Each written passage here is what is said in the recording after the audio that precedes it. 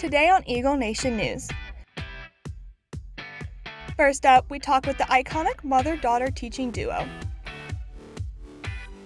Next up, Riley McDermott hears the story of how this couple started their business. Last, we see how one athlete is making a big name for herself. All this and more on today's edition of Eagle Nation News.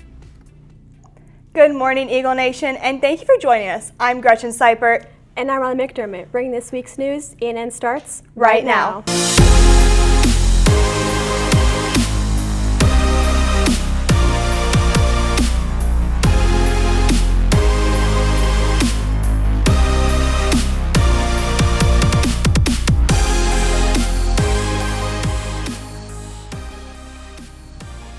Welcome back, Eagle Nation, and thank you for joining us again here at Studio 301. For today's weather, the high is 95 and there's a low 63 with a chance of rain around 12 p.m. and 5 p.m. These high temperatures might have you looking for shade this afternoon. But in the classroom, one mother-daughter team is shining in the spotlight. The Hassel family has been involved with Prosper High School for 2 generations. Family is very important to me. I have 2 younger brothers as well, one of which graduated last year and another who's a sophomore here.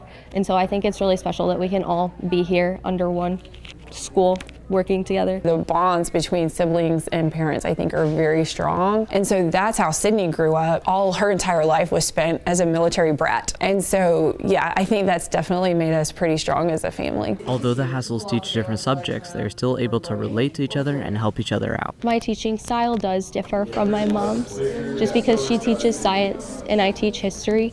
So I think her teaching style is a lot more hands-on, interactive, and I wish mine could be. It's been really fun to teach with her in the same building and to bounce ideas off of each other. The Hassels appreciate being able to stay together as a family, even at the workplace. Reporting for Eagle Nation News, I'm Levi Brousseau.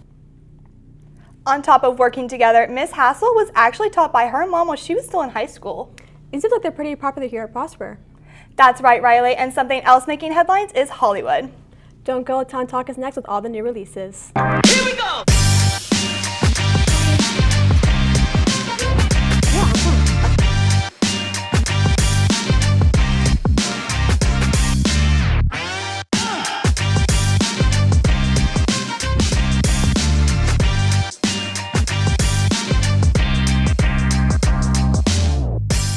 Something on the rise is Hollywood. Imogen Perez is in studio with this week's Talent Talk.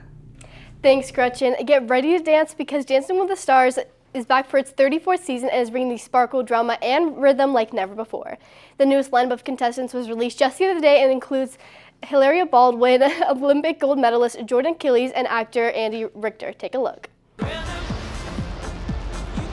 From Hollywood, it's Dancing with the Stars. With this being the show's 20th anniversary, many speculate the return of the show's original host, Tom Bergeson, because of the special occasion, but I guess fans will just have to watch and find out. The season brings a new and exciting cast to the table, and I can't wait to see how it goes, especially with the success of the other seasons. This one will definitely be a fan favorite as well. But a show that wasn't a fan favorite was Smurfs. The beloved franchise has officially flunked after their latest movie. The film has a rating of 21 on Rotten Tomatoes, a 4 out of 10 on IMDb, and a 2.3 on Google.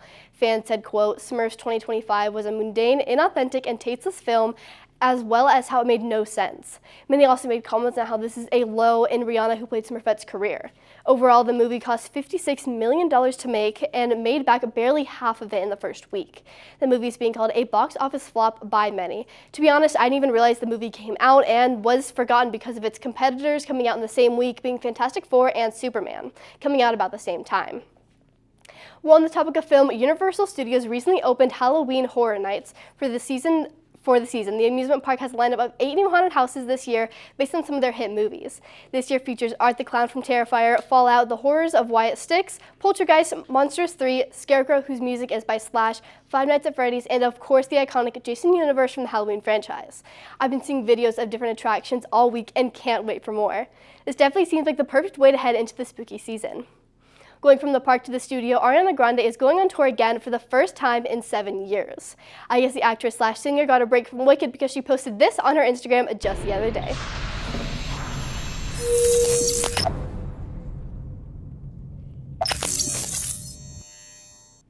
This left many fans confused because just hours later she posted this. Her Eternal Sunshine tour with the caption, "See you next year." She does come through Texas June 24th and 26th, so make sure to keep an eye out for her tickets that go on pre-sale September 9th. While I'm not Ari's biggest fan, I did like her in Wicked and know many people are excited. Speaking of music, the newest cast for Hadestown had their debut 3 days ago. Orpheus will be played by Jack Wolf. Why don't you see for yourself?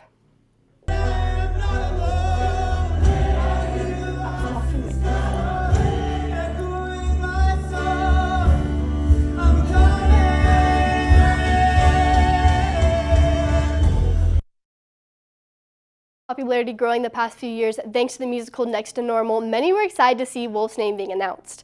Morgan Dudley, also a newer actress coming more into the light after her work on Descendants, Rise of Red, will play Eurydice. Some more actors include Kurt Elling, who will be playing Hermes, Rebecca Naomi Jones, who will be playing Persephone, and Paulo Zotz, who will be playing Hades. I'm a big fan of the musical myself and can't wait to see more of the cast together, but what do you guys think? Back at the desk. I know somebody that does love Hadestown. You're right, Gretchen. I've absolutely adored Jack Wolf since I saw him in Next to Normal, and I'm loving all the Hadestown content I'm seeing on my TikTok. Well, Riley, our town Prosper took to Instagram with a rendering of what we're all going to be driving on shortly. Maddie Kev drove down to the construction site to take a look. Thanks, Riley. As Prosper grows and expands, so do the roads. If you've been driving down First Street, you might have been hitting some traffic, but Prosper plans to improve this 2-lane road into a 4-way connecting roadway to Dallas North Tollway and Coleman Street. On top of that, the 4-way stop we all know on First and Coleman is going to be a roundabout. This project was set to start construction in winter of 2024, but got delayed due to the big changes. It's now scheduled to start this winter and set to end around fall 2027. Now, this is a long time for some construction, but it'll definitely be worth it in the end. But I'd love to know your opinions back at the desk. This new addition will definitely help with traffic and even get to stores in downtown Prosper. One store in downtown Prosper is educating plant lovers online and inspiring millions. It's a simple necessity that has grown into something you can now step inside. I was fortunate enough to sit down with the owners and dig up the story on how this shop is branching out into the community. Every small business has their own unique origin story, and here in downtown Prosper, the idea for a store didn't start with a business plan or a storefront at all. What first inspired us to open up the plant shop was really a necessity for it. So when I started educating the online community on how to take care of them in a really simple way, there was just a whole bunch of people that wanted to thank me in that way. So I told my wife one day, I think we need to sell plants. It was almost like the internet forced us into it in the best way possible. After that, the shop became more than just a place to buy plants. It became a source of inspiration. It's incredible to think about how many people we've inspired. I know that we've impacted millions of people with our videos, and it's incredible to hear that, to see that. Most of our business is shipping, so we don't get to see the reactions, we don't get to hear the stories like we do in store. Their videos have reached millions, and while the impact online is undeniable, the couple behind the store are already planning for what comes next. How we want our shop to grow and evolve in the future is just doing more of what we're already doing, but in a better, more rich experience type of way. We would love to have more of a destination place where we can invite more people. From sharing simple plant tips online to building a thriving shop, the story of Famous in Oregon is still unfolding. Reporting for Eagle Nation News, I'm Riley McDermott. Tanner, the planter's book For the Love of Houseplant comes out in April of 2026, but you can pre-order it right now. Gretchen, did you know that they ship all over the country? I didn't, but somebody else traveling all over is our football team. Don't go, game time is next. Prosper was always a really good football program that eventually went from 3A to 6A and kept the same results. It was always go to school Monday through Friday, and Friday night me and the guys got together and we walked to the stadium. And so sitting in those stands, were you ever thinking that's going to be me one day? Yeah, I wasn't thinking. I knew that was going to be me. Football is the biggest team sport there is. Without your team, you can't win games. Not one player can win a game or lose a game for you. It's a special team because you very rarely have 3 Power 4 Division I recruits, where it's 110 degrees on that turf, and you don't think you have anything left in the tank, and you got to find it for the brother next to you. And when you play 6A Texas high school football, you got to be ready for every game to be close. The goal is to win the state championship, and I feel like we're going to do that this year. Prosper sports are on the rise in state rankings. Colton Boston is in studio with this week's Game Time. Thanks, Gretchen. Starting off this week's game time, we're going to have to get out of Prosper, as last Friday, your Prosper Eagle football team went down to the University of Mary Hardin Baylor to face off against Austin Westlake. Now, this was not your normal preseason district game, as Prosper was ranked 22nd in the state and Westlake 4th.